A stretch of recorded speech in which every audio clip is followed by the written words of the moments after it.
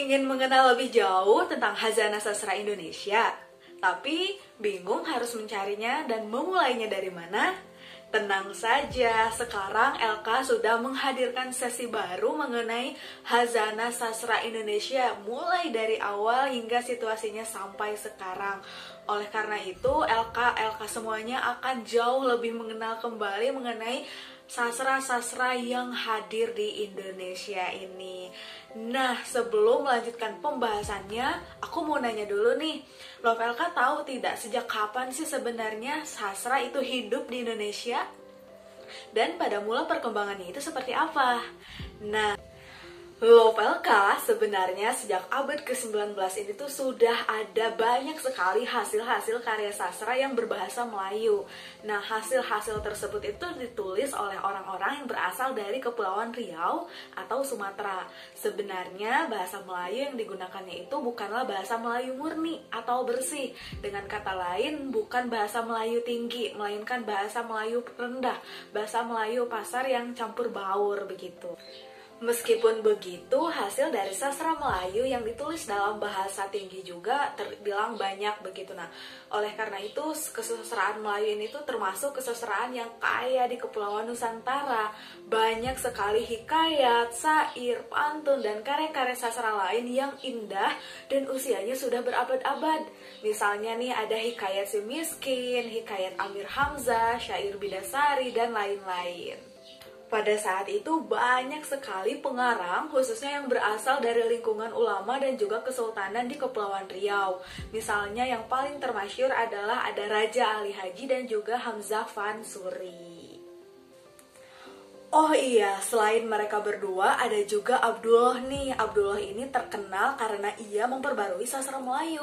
Yang dikisahkannya bukan lagi fantasi tentang raja-raja dan putri-putri cantik, melainkan mengenai kehidupan sehari-hari. Contoh karyanya adalah Syair Singapura Terbakar yang ditulisnya pada tahun 1830.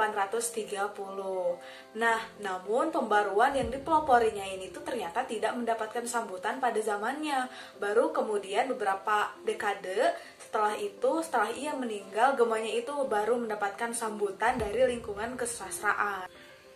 Selain kesusastraan Melayu, kesusastraan Jawa, Sunda, Bali, Aceh, Bugis, dan lain-lain juga merupakan kesusastraan yang kaya dan juga usianya sudah tua berabad-abad.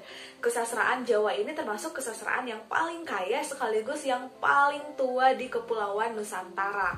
Misalnya, cerita Panji pengaruhnya bisa meluas sampai ke Campak, ke Melayu, ke Tagalog, epos Mahabharata, rata-rata, dan Ramayana juga. Dan dari India menemukan bumi suburnya di Jawa gitu, di tanah Jawa. Cerita yang berpangkal pada Mahabharata juga banyak sekali tersebar di dalam kesusastraan Jawa ini.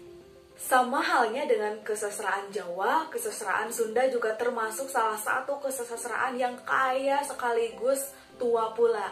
Nah, tetapi permasalahannya berlainan dengan kesusastraan Jawa, perhatian para sarjana masih sangat kurang sekali terhadap naskah-naskah kuno Sunda.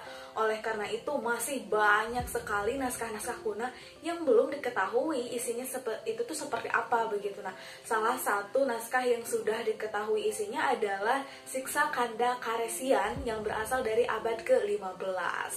Nah, selanjutnya ada kesusastraan Bali. Kesusastraan Bali ini juga banyak mengerjakan kembali cerita-cerita Mahabharata dan Ramayana, tidak jauh berbeda dengan kesusastraan Jawa begitu ya. Banyak sekali naskah kuno yang ditulis dalam bahasa Bali berdasarkan kisah-kisah tersebut. Meskipun begitu, tidak sedikit pula kisah yang asli Bali pun tetap ada begitu. Yang paling terkenal contohnya adalah kisah tentang Jajaprana dengan Layon Sari yang diakui para ahli itu sangat bernilai. Love LK, lantas sebenarnya naskah-naskah kuno itu tuh umumnya mengisahkan tentang apa ya? Nah, umumnya naskah-naskah kuno itu tuh mengisahkan tentang kehidupan antah berantah, tentang kerajaan-kerajaan di atas angin dengan raja putra yang gagah, perwira, dan putri-putri yang cantik jelita begitu. Nah, kepada para pembacanya, naskah-naskah kuno ini tuh memberikan nasihat secara langsung, tetapi tidak sedikit pula yang memberikan nasihatnya itu secara tidak langsung. begitu. Nah, antara lain nasihat-nasihat yang dikandung di dalam naskah-naskah itu tuh berkaitan dengan pesan moral, agama, ilmu, dan lain-lain. Dengan kata lain, umumnya sastra kuno ini tuh bersifat keraton sentris.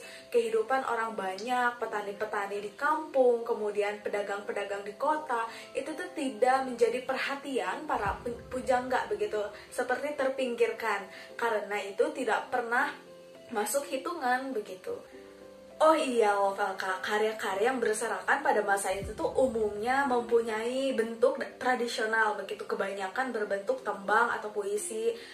Singkatnya bukan bahasa sehari-hari, karena pada saat itu bahasa sehari-hari atau bahasa prosa ini tuh cenderung dianggap tidak bernilai sastra begitu. Nah, baru deh setelah berkembangnya pers, khususnya surat kabar, pada pertengahan abad ke-19, bahasa prosa yang zaklik dan praktis digunakan untuk menyampaikan peristiwa kehidupan sehari-hari. Nah, LK, itu merupakan sedikit gambaran mengenai situasi kesastraan di Indonesia pada zaman dulu sekali, pada awal mula kelahirannya begitu ya.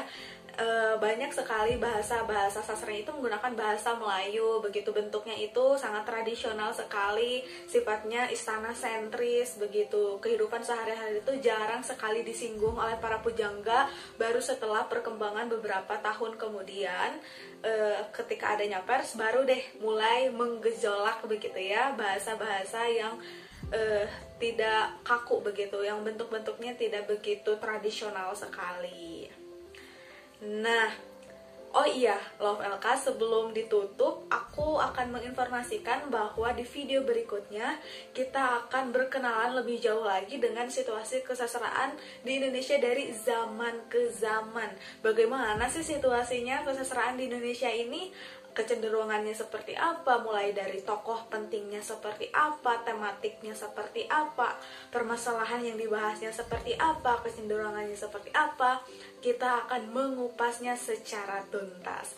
Untuk itu jangan lupa ya, subscribe channel YouTube-nya LK, aktifkan notifikasinya agar tidak ketinggalan ketika LK mempunyai video-video baru yang akan bermanfaat sekali tentunya bagi teman-teman semuanya. Sampai jumpa di video berikutnya.